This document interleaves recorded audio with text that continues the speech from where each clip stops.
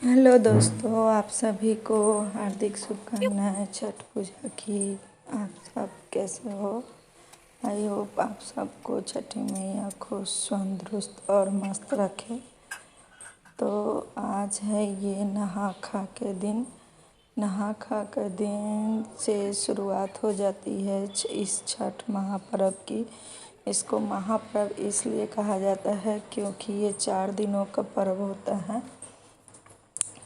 तो इसमें फर्स्ट दिन होता है नहा खा, सेकंड दिन होता है खरना और तीसरे दिन कहा जाता है निखंड और चौथे दिन होता है परना।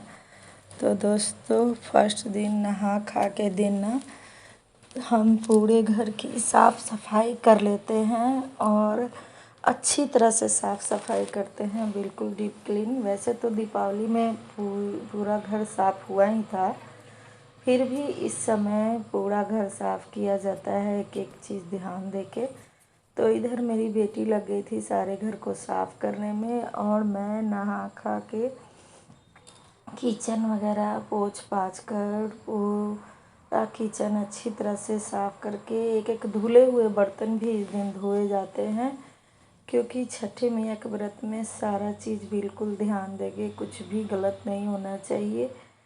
तो सारा बर्तन वगैरह सब धोकर नहाकर तब ही इस रसोई में घुसा जाता है। बिना नहाए यहाँ कुछ नहीं बनाया जाता।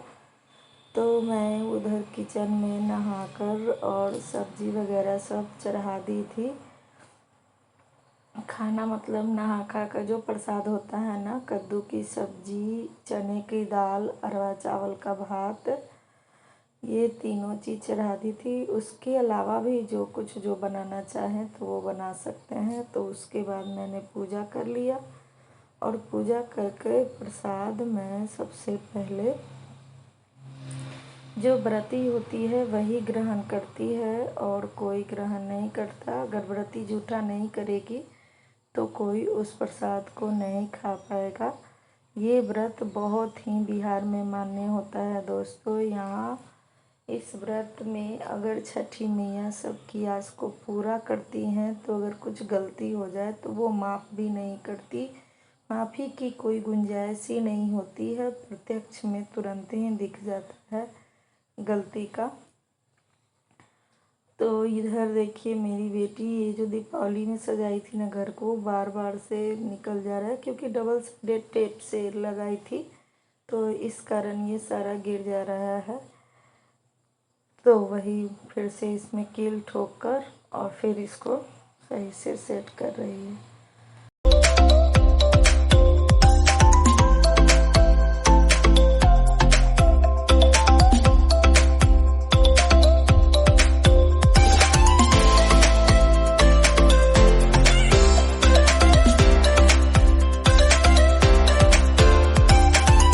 तो दोस्तों, छठ पूजा के नहा खा के दिन से ही हम पूरी मांग भरते हैं, मतलब नाक पर से सिंदूर इसमें लगाया जाता है और प्रत्येक दिन लगाया जाएगा। फर्स्ट दिन नहा खा के दिन भी, उसके बाद खरना के दिन भी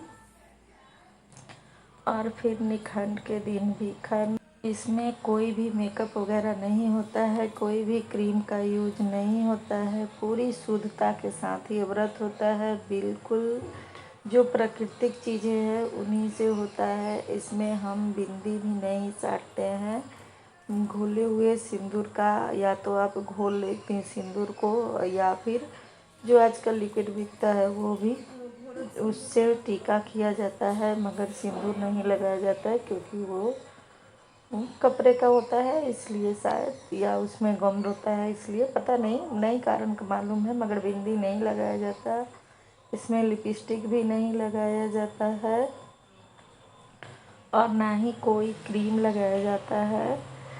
और बस इसी तरह से, और इसमें दोस्तों खासकर बाल भी नहीं बांधा जाता। तो इधर हमारा खरना का पूरा खाना तैयार हो गया है। सबसे पहले मैं इसमें सिखाऊंगी, क्योंकि जो व्रती होती है वो पहले खाती है, उसके बाद ही कोई खा सकता है। दोस्तों पूरा घर मैंने ठीक कर दिया है, क्योंकि आज मम्मी का मतलब छठ पूजा स्टार्ट हो रहा है। तो बिहार में छठ पूजा बहुत धूमधाम से मनाया जाता है, यहीं का त्यौहार सबसे बड़ा कहलाता है। तो इसलिए मैंने सारे मम्मी की थोड़ी हेल्प कर दी, रूम ठीक कर दिया, कुछ कपड़े अब फोल्ड करने बाकी है।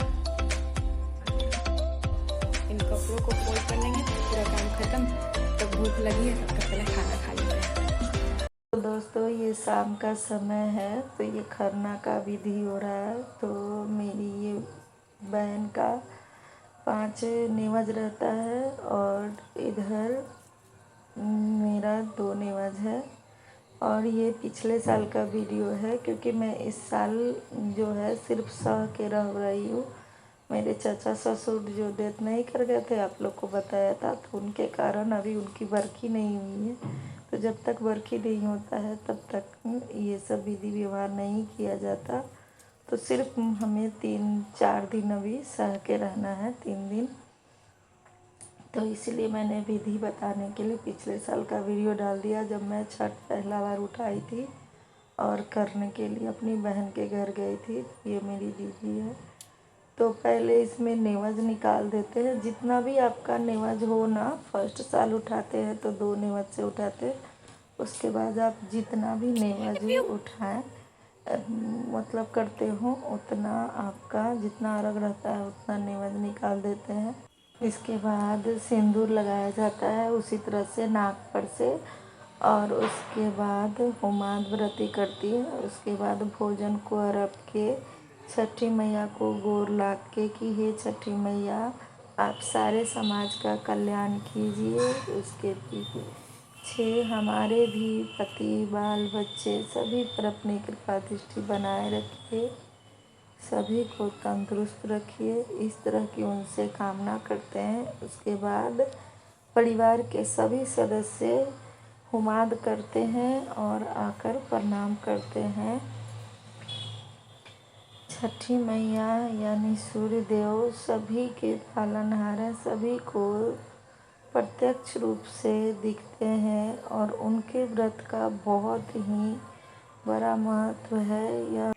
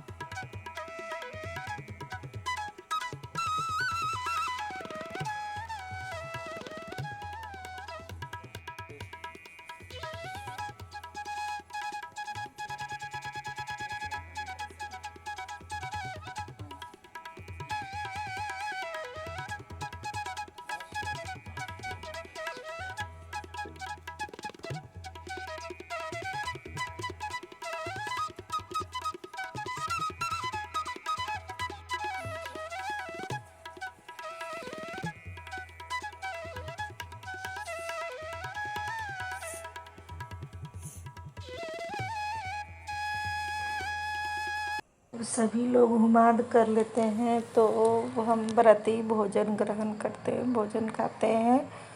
और इस तरह से खरना व्रत किया जाता है। और कल का निखंड व्रत नेक्स्ट वीडियो में आपको मिलेगा। तब तक के लिए आप लोगों से अलविदा। अगर चैनल पे कोई नए हो तो चैनल को सब्सक्राइब कर लीजिएगा, और वीडियो अच्छा लगा हो तो लाइक कर दीजिए।